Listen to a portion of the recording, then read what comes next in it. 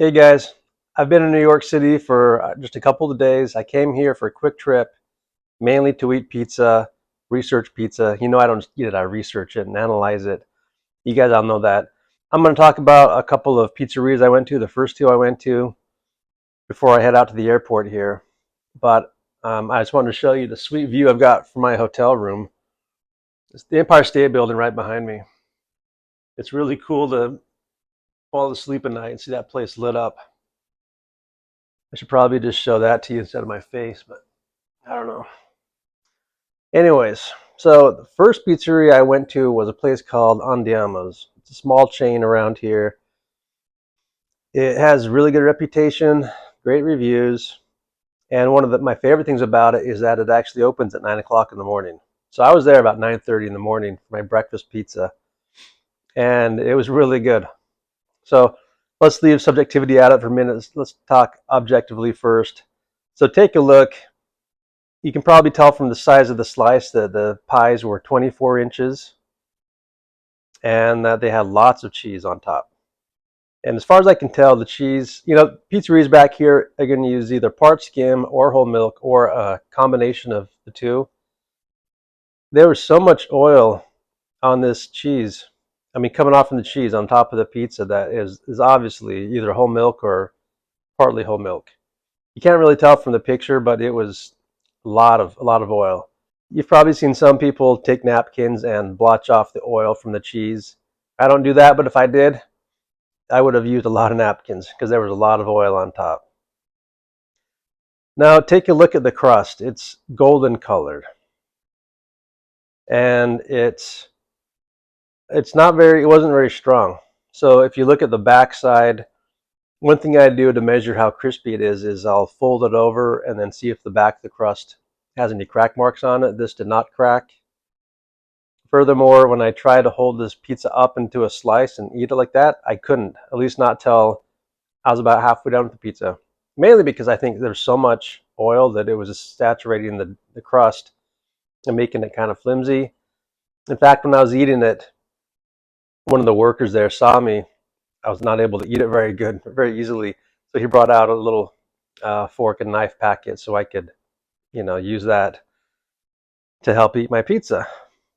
Now, when he was making it, I actually timed. I was curious how long he was going to bake it for. I was the first one there, and so they were just getting stuff ready. I asked for a couple slices of cheese, and so they made a cheese right there, and I timed it. And I baked for 7 minutes and 15 seconds. Now, the rim, it wasn't super puffy, but a little bit puffy. Oh, and by the way, it was all Trump's. I can taste that. I can spot that from a mile away now. It's all I've been eating for the past 4 months. Anyways,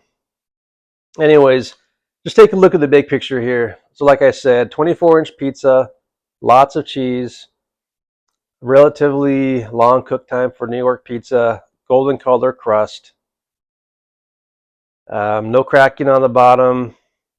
Okay, now look at PATSY'S. So when you go to PATSY'S, this is the original PATSY'S up on First Avenue in East Harlem. When you go there, the restaurant has several different parts to it. There's a dining room part, a bar part, and then there's the pizzeria part. If you go to the pizzeria part, that's where the big oven is that cooks pizzas for the whole restaurant and the bar.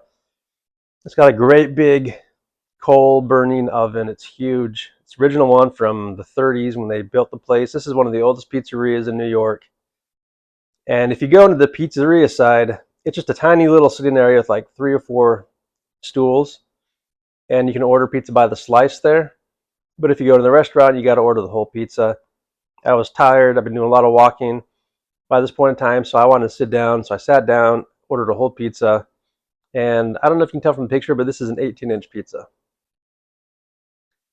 And you're also going to notice that the crust is not golden brown, but it's like various shades of brown or black where the burn marks are.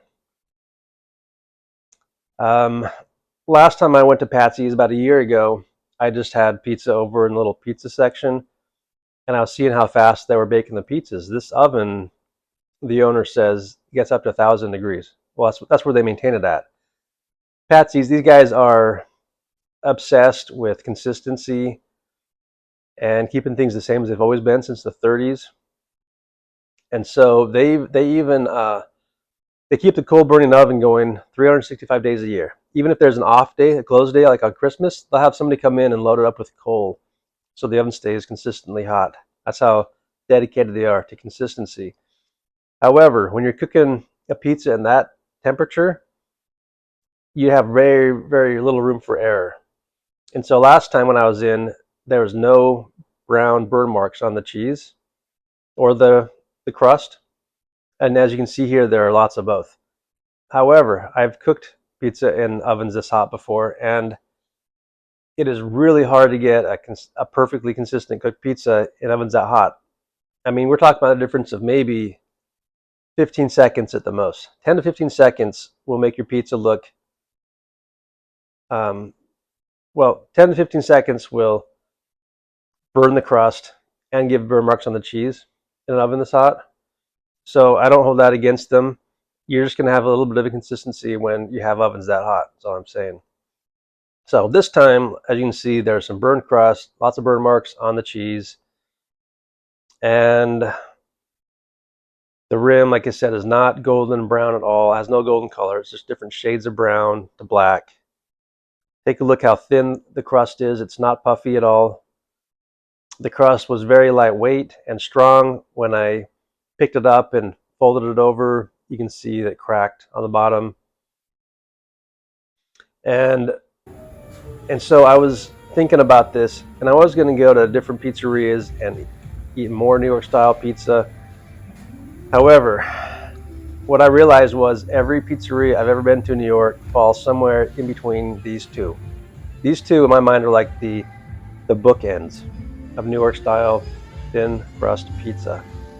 One of them is 24 inches and baked at a lower temperature with lots of cheese. The other is baked at a very high temperature, has brown crust and relatively little cheese. Everything else seems to fall somewhere in between. And you know, most people, or at least a lot of guys, seem to have this perfect, or this image in their head of what a perfect New York slice should be like. And I know that because they leave comments all the time for me, and they tell me that my oven is too hot or not hot enough, or the crust isn't golden brown enough, or it's too dark, or there's too much cheese, or whatever. No, there's no such thing as a textbook New York style thin crust pizza. You've got a spectrum, and PATSY'S is on one end of the spectrum, and Andiamo's is on the other end of the spectrum. Everything else kind of seems to fall in between. So when it comes to me, I'm just trying to find my own personal preferences. I like PATSY'S and I like Andiamo's a lot. Totally different experiences, but they're both really good pizza. I personally prefer a little less, kind of a lot less cheese than Andiamo's. Even though it tastes really good, it just sets really heavy in my stomach, and I just don't like how I feel afterwards. But it does taste really good. So when I make my own pizza, I don't use that much cheese. I've been using, my oven's been around 600, 640 degrees. Last time I made pizza last week, it got up to 640 degrees, and I baked the pizzas for exactly 3 minutes, and it was really good. However, I'm curious now what temperature you got to have an oven at to bake it for 7 minutes and 15 seconds to come out with this golden brown crust. So I got to experiment there. Maybe some of you know, so let me know what you guys are doing. How long do you bake your pizzas for? I'm really curious to see what temperature it would take to cook a pizza for that long, make it look like that one. There's another pizzeria I've been to a few times in town called Coronet. It's good. It's similar to Andiamo's. Has the same kind of golden brown crust, slower bake, more cheese. You know, with Andiamo's and Coronet, the predominant taste is cheese. It's like cheese with a little bit of sauce. With PATSY'S, it's more like a 50-50 split of cheese and sauce and a little bit of crust taste, I guess. One of my favorite pizzerias, Scars, is similar to PATSY'S. You've got this combination of flavors and not one that's overwhelming more than the other. So there's different styles. I've got to experiment more with cheeses. That's going to be coming up. I need to experiment with better brands in the store, the grocery store ones. I got to experiment with probably grande. I know it's one of the most popular back here. Part skim versus grande sells part skim and whole milk and a mixture. I think they call it the East Coast blend is the mixed one. So I got to do that. Now, after I went to these two pizzerias, I'm like, you know what? I think I've been to enough pizzerias in New York. I get the deal. There's a range, there's a spectrum. It's kind of a matter of just finding out your personal preference. I've got a pretty good base on the crust, the dough. I'll do a little bit of tweaking and experiment some more. But for now, what I'm actually excited about is trying Sicilian style pizza. So I went to a place. I'm going to do another video on it, but I went and got some Sicilian style pizza yesterday. I'm going to go to another place here on the way to the airport, and that's my next project. I've never really had Sicilian style that much, but I like it. I appreciate it. It's good stuff. So that's coming up next. Thanks for watching, and I would be curious to hear what temperature you're baking your pizzas in and how long you're baking them for. Thanks.